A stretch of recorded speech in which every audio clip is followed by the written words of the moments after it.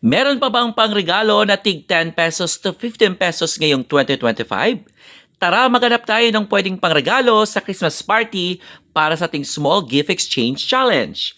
May nakita akong biskwit na wafer sa halagang 11 pesos and 55 cents, marshmallow na 10 pesos and 75 cents, at syempre my favorite, Muncher, 11 pesos and 25 cents. Pumunta naman tayo sa drinks. Dutch Mill, 11 pesos and 50 cents. Waffalo na 12 pesos and 50 cents. And Dip na 11 pesos only. Lahat ng yan na mga variety. At lahat ng ito ay makikita sa Injap Supermart. Jelly Ace na 11 pesos and 55 cents sa paborito ng mga bata.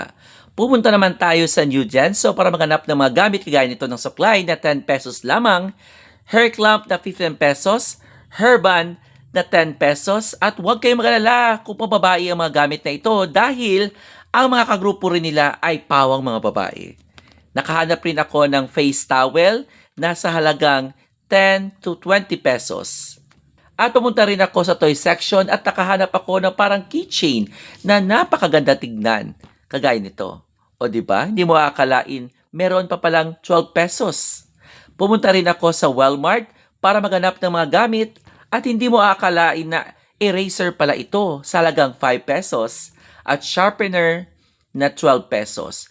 Maganda ito kasi yung mga dust o mga pinagtahala ng bata ay hindi magkakalat dahil meron siyang sariling lalagyan.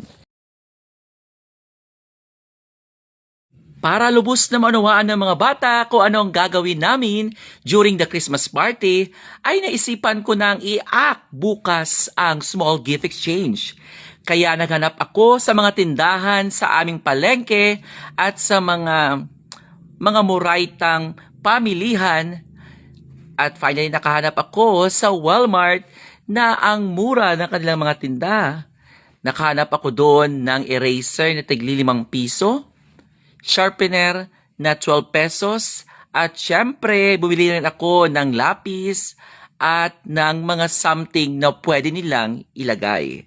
O diba, siguraduhin lang na sa bawat 5 grupo meron kang pare-parehong binili para sa iyong kagrupo. Nahihirapan ako ditong maghanap kung saan ko ipapasok kasi mayroon akong 5 recipient na makakatanggap ng papremyo bukas. Kaya hinahanap ko ang mga boxes nila dahil sila ang maglalaro ng aming small gift exchange. Excited na ako, sana excited rin sila. At sana magawa nila ito ng tama dahil i-video ko ito at ipapakita sa mga kanilang kaklase at sa kanilang parents of well.